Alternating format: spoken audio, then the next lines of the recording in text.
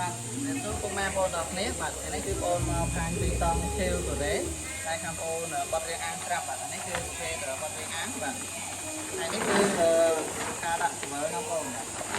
នេះកមើបងប្អូនចេះជូនកន្លះម៉ែត្រមួយបាទនេះគឺជាថ្នេរអ៊ុតជៀមបាទសម្រាប់ថ្នេរអ៊ុតជៀមនេះគឺអត់ងាយនឹងជ្រាបទឹកទេបាទបងប្អូនអាចមើលបាននេះថ្នេរខាងក្នុងបាទហើយប្រភេទនេះគឺថ្នេរខាងក្រៅបាទបងអាចមើលបានបាទល្អមែនខាងពេលតង់ខាងក្រៅនេះគឺបងកំពុងតែរៀបចំធ្វើថែមទៀតអានេះគឺទឹកតែអត់ខ្សែហើយបាទនេះគឺទឹកតែអត់ខ្សែហើយអត់ទាន់បានវាយកវលទេតិចចិត្តធ្វើការវាយកវលហើយបត់ជារៀងអាងជូនបងដល់គ្នាបាទសារប្រភេទតង់នេះគឺបងប្អូនអាចចំណងខាងបងចង់បានទំហំប៉ុណ្ណាក៏បានដែរប្រភេទតង់ខៀវនេះក៏អាចយកទៅចិញ្ចឹមត្រីក្រាមស្រះឬក៏តាមអាស្លាយបានដោយសារវាធន់តែហើយប្រភេទតង់មុខទៀតគឺប្រភេទតង់ខ្មៅបងប្អូន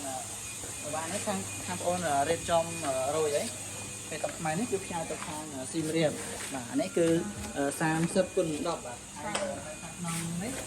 គឺជាប្រភេទតង់លាតបាទនេះគឺជាប្រភេទតង់លាតបងប្អូនចង់បានប្រភេទតង់លាតក៏បានតង់អត់កវលរៀងអាងស្រាប់ក៏បានដែរតម្លៃគឺទៅតាមហ្នឹងហើយប្រភេទតង់នេះគឺខាងបងបត់ខាយហើយបាទអានេះគឺបត់រៀងអាងរួចគឺទឹកចប់ជូនបងបាទបងដែលមានចម្ងល់ឬក៏ចង់ដឹងពីព័ត៌មានផ្សេងៗឬក៏ចង់បានជាមួយនឹងចូលអាសាឡាអាចចូលមកខាងបងបានបាទសូមអរគុណច្រើន